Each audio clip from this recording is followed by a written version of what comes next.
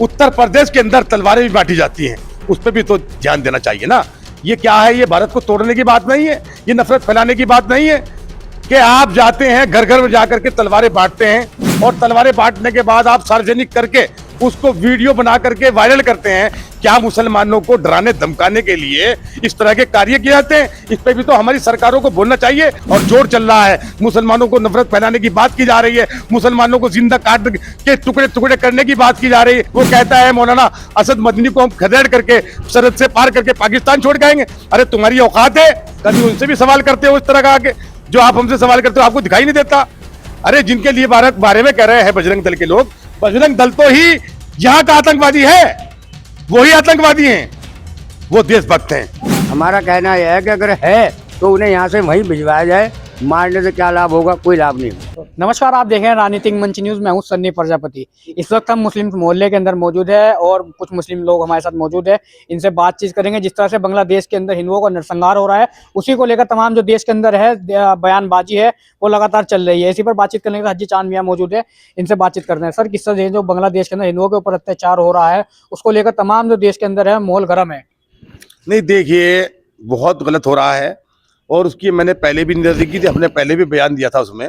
लेकिन बांग्लादेश में जो हिंदुओं के ऊपर निंदनीय तरीके से काम किया जा रहा है और जानलेवा उन पर हमले किए जा रहे हैं, वो बहुत गलत है और वहाँ की सरकार को इसके अंदर जल्दी से संज्ञान लेना चाहिए। लेकिन अब मेरी समझ में ये नहीं आता कि हम लोग इतने बड़े बड़े मुद्दों पे बोलते हैं, बात करते हैं, क्या हमें कभी इस पर बात नहीं करनी चाहिए कि आज जो है मुसलमानों को कोई हिंदू रक्षा दल का नेता, कोई हिंदू युवा वाहिनी का नेता मुसलमानों को गाली गलौज करता है, मुसलमानों की लिंचिंग की बात करता है और उत्तर प्रदेश के अंदर तलवारें भी बांटी जाती हैं, उस पर भी तो ध्यान देना चाहिए ना। ये क्या है? ये भारत को तोड़ने की बात नहीं है, ये नफरत फैलाने की बात नहीं है कि आप जाते हैं घर घर में जाकर के तलवारें बांटते हैं और तलवारें बांटने के बाद आप सार्वजनिक करके उसको वीडियो बना करके वायरल करते हैं। क्या मुसलमानों को डराने धमकाने के लिए इस तरह के कार्य किए जाते हैं? इस पे भी तो हमारी सरकारों को बोलना चाहिए। हमारे जितने भी जर्नलिस्ट हैं, हमारे पत्रकार हैं, आप लोग हैं, कभी आपने इस मुद्दों पे भी बात करी है?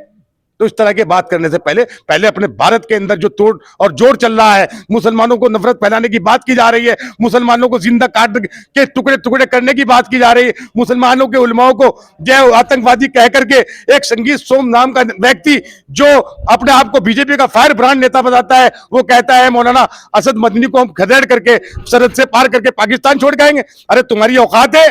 अरे भारत सबका है, भारत को तोड़ने की बात मत करो। हजारों से साल से मुसलमान और हिंदू प्यार मोहब्बत के साथ इस देश के अंदर रहता चला आ रहा है। जब से भारतीय जनता पार्टी गवर्नमेंट आई है सन 2014 के बाद यहाँ मतभेद हुए हैं। तो वही तो हिंदू संगठन के लोग कह रहे हैं जिस तरह से मौलाना मदनी है बयान मुसलमानों के ऊपर कहीं अत्याचार होता है तो फतवा जारी कर देते हैं।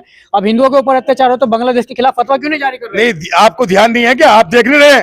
आप मीडिया है, आप सोशल मीडिया भी है, आपको ये दिखाई नहीं दे रहा? अरे मुसलमान तो हर एक जो मानवता के अंदर किसी को नुकसान पहुंचाता है, वो चाहे कहीं भी हो, हम उसकी आवाज उठाते हैं। हमने सबसे पहले उसका विरोध किया और हमारे जो है फलस्तीन के ऊपर जब मुसलमानों के ऊपर इजराइल हमला कर रहा था तो हमारे हिंदू साथी रोज कमेंट करके कहते थे आज दिवाली का गिफ्ट मिला। अरे शर्म करनी चाहिए ऐसे लोगों को, बयानबाजी करने वाले लोग।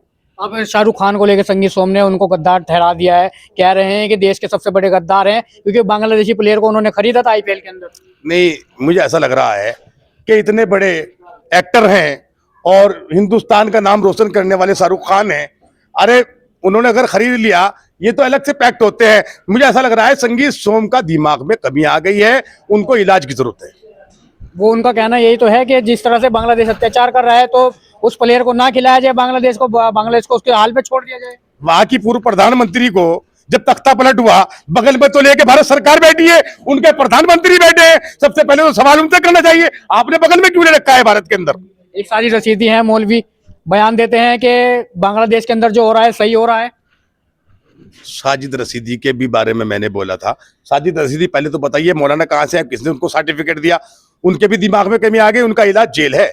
इस तरह के बयान जो देता है, वो चाहे मुसलमान हो चाहे हिंदू हो, जो भी नफरत फैलाने की बात करता हो, उसके खिलाफ कठोर कानूनी कार्रवाई होनी चाहिए और ऐसे लोगों को जेल में भेजना चाहिए। जी भाई साहब, किस तरह से देख रहे हैं साजिद रशीदी के बयान को? बिल्कुल सही कहा जी ने कि जो लोग मुल्क के बारे में धर्म के बारे में ऐसे बयान दे, उसे जो है कानून के दायरे में जेल भिजवाना चाहिए। शाहरुख खान भी कह रहे हैं कि संगीत सोम है, कह रहे हैं शाहरुख खान गद्दार हैं देश के। वो तो संगीत सोम तो खुद बेचारे पागल हो गए थे, पीछे भी उनके बारे में ऐसे आया था कि वो किसी को भी गद्दार कह रहे, क्योंकि सरकार है, सरकार उनके खिलाफ कुछ करने की नहीं, इसलिए किसी को गद्दार कह दो, किसी को वैसे कह दो कुछ भी। भारत के अंदर और भी तो खिलाड़ी हैं, उनको खरीदा जाए आईपीएल के अंदर, लेकिन बांग्लादेश के खिलाड़ी को क्यों खरीदा गया जब वो हिंदुओं के ऊपर अत्याचार कर रहा है लगातार? देखो वो चीज एक अलग है, उनने खरीद लिया, क्या फर्क पड़ गया उससे? उससे क्या मतलब धर्म का? धर्म का क्या मतलब है उससे? उनने खरीदा, चाहे वो उसके पास पैसा था, उनने चाहे बांग्लादेश का खरीदा है, पाकिस्तान का खरीदा, वो उसकी समझ है, वो जानेगा इस बात के लिए। लेकिन मुस्लिम समाज तो लगातार उनका समर्थन कर रहा है शाहरुख खान का, कह रहे हैं बांग्लादेश के खिलाड़ियों को आपको लेना चाहिए। नहीं लेना चाहिए, ले लिया उनने, तो उसमें गद्दार का क्या काम रह गया? गद्दार कहाँ से हो गया वो? उसने कोई देश के खिलाफ कोई बयानबाजी करी क्या ऐसी कोई जो गद्दार कह रहे हैं आप उसे? वो गद्दार क्यों होता? बीजेपी की सरकार है, बीजेपी का लोग जो है वो ऐसे शब्द बोलते हैं, उन्हें पता है कि प्रशासन हमारा कुछ करेगा नहीं, सरकार में बैठे हम तो, इसलिए ऐसे ऐसे बयानबाजी करते हैं लोग। तो मौलाना मदनी ने चुप्पी की शादी हुई है, मौलाना कहते हैं आकर टीवी पर हम बड़ी कड़ी निंदा करते हैं, लेकिन उसके खिलाफ फतवा जारी क्यों नहीं करते बांग्लादेश के? ये जरूरी नहीं है कि फतवा ही जारी हो, निंदा तो की उन्होंने, हर देश के नागरिक संगठन भी लगातार कह रहे हैं कि यही करवा दे और यही निंदा कर देते हैं। नहीं, ऐसा कुछ नहीं है, 12 उन्होंने निंदा कर दी, ये भी एक बहुत बड़ी बात है। फतवा जारी कराना वो जरूरी नहीं, कोई वाद विवाद ऐसा नहीं था कि हाँ भाई वो फतवा जारी करते उसके लिए। जी भाई साहब, बजरंग दल के कार्यकर्ता कह रहे हैं मौलाना मदनी करवा रहे हैं और फिर निंदा कर रहे हैं। बजरंग दल के कार्यकर्ता तो खुद चोर और डकैत और बदमाश लेवल के लोग हैं, वो मौलाना अरशद मदनी के बारे में क्या बयान देंगे? और उन्हें किसने अधिकार दिया ऐसे सम्मानित आदमी के बारे में इस तरह के बयानबाजी करने के लिए? अरे मौलाना मदनी और अरशद मदनी और उनके जो वो है महमूद मदनी, ये उनके वंशज हैं जिन्होंने गोलियां खाई थी सीने पे, और भारत की आज़ादी में रेशमी रुमाल की तहरीक लेकर के उन्होंने मुल्क को आज़ाद करने का काम किया। कोई ऐसा पेड़ नहीं था भारत के अंदर जिसके ऊपर उलमाए इकराम की, उनके बड़ों की लाशें ना लटकी हुई। ये उन लोगों से सवाल इस तरह के करना जा करके, कभी उनसे भी सवाल करते हो इस तरह का आके जो आप हमसे सवाल करते हो? आपको दिखाई नहीं देता? अरे जिनके लिए भारत बारे में कह रहे हैं बजरंग दल के लोग, बजरंग दल तो ही यहाँ का आतंकवादी है, वही आतंकवादी हैं, वो देशभक्त हैं। लेकिन बजरंग दल के कार्यकर्ता कह रहे हैं कि लगातार जो मुस्लिम है हिंदुओं को टारगेट करते हैं और इनका ये काम है, और जिहाद शब्द भी यही देते हैं। नहीं, पहले तो आपको ये बताऊं मैं कि जिहाद के बारे में उन्हें पता ही नहीं है। बजरंग दल से बड़ा कोई जिहादी, फसादी, आतंकवादी और नफरत फैलाने वाला कोई गिरोह भारत के अंदर उसके अलावा है ही नहीं।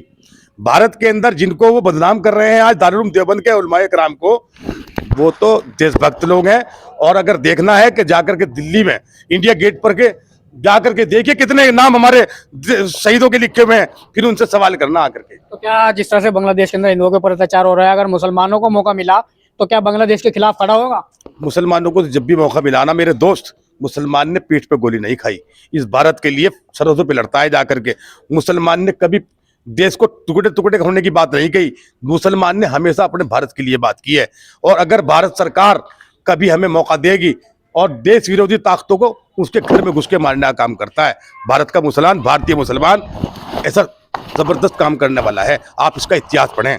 कल ओवैसी का भी बयान आया है, कह रहे हैं जिस तरह से राष्ट्रपति पुतिन ने वेनेजुएला के जो राष्ट्रपति हैं उनको उठवाया है, ऐसे ही प्रधानमंत्री मोदी भी पाकिस्तान के प्रधानमंत्री को और जो बांग्लादेश के प्रधानमंत्री है उनको भी उठवा दे ऐसी। नहीं तो कौन मना कर रहा है? उठवा लेना चाहिए भाई, उठवा लेना चाहिए। भारत के प्रधानमंत्री को इतने कमजोर तो है नहीं, इतना बड़ा विशाल देश, इतनी बड़ी आबादी वाला क्षेत्र, और उसको अगर इतना बड़ा काम कर लेंगे तो बहुत अच्छी बात है, हम तो बधाई देते हैं, कर लेना चाहिए। असदुद्दीन ओवैसी कह रहे हैं जो 56 इंच का सीना कहते हैं 56 इंच का सीना है वो सिर्फ दिखाने के लिए है, लेकिन कोई सीना नहीं है उनके पास। नहीं, ऐसा नहीं है, वो तो उनका अपना बयान होगा, उनकी निजी प्रक्रिया होगी, मैं इसके लिए नहीं कह सकता। प्रधानमंत्री तो प्रधानमंत्री होते हैं और प्रधानमंत्री की गरिमा है, और भारत के हर एक नागरिक के प्रधानमंत्री हैं। जी भाई साहब, किस तरह देख रहे हो असदुद्दीन ओवैसी के बयान को?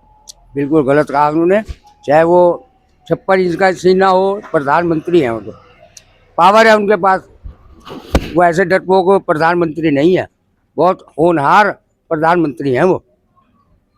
उनके बारे में ऐसा कहना बिल्कुल गलत है उनका। असम के लोगों ने चिंगारी असम के अंदर जो चिंगारी हिंदू संगठन के अंदर भड़क चुकी है, वो कह रहे हैं जितने भी बांग्लादेशी हिंदुस्तान में रह रहे हैं उनको भी ऐसे ही मारा जाए जैसे हिंदुओं को मारा जा रहा है बांग्लादेश के अंदर। हमारा कहना यह है कि अगर है तो उन्हें यहाँ से वहीं भिजवाया जाए, मारने से क्या लाभ होगा? कोई लाभ नहीं होगा। जी भाई साहब, कैसे देख रहे हैं असम के हिंदुओं के बयान को? नहीं देखिए, आसाम के हों या वो पश्चिम बंगाल के लोग हों, मुझे उससे कोई मतलब नहीं है। मारना काटना किसी मसले का हल नहीं है। अगर हमें कुछ अटैक करना है तो हमारी भारत की फौजें हैं, भारत के नागरिक हैं, तो वहीं घर में घुस के मारे ना। अपने हम यहाँ घर में क्यों, वो कैसे आ गए बांग्लादेश? इस पर तो सवाल हमारी सरकार पे उठता है। भाई बांग्लादेश के लोग यहाँ कैसे आ गए घुसपैठिए बन करके? हम उनको क्यों पीटेंगे? और क्यों, किसने मारने का हक दिया?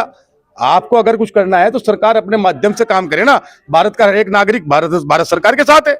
तो ये थे मुस्लिम समाज के लोग, जिनका साफ तौर पर कहना है जिस तरह से बांग्लादेश के ऊपर अत्याचार हो रहा है, कहीं ना कहीं अगर सरकार मुसलमानों को अगर इजाजत दे दे तो मुसलमान भी वहाँ बढ़ चढ़कर जो है हिंदुओं की मदद करने में लगेगा। फिलहाल नमस्कार।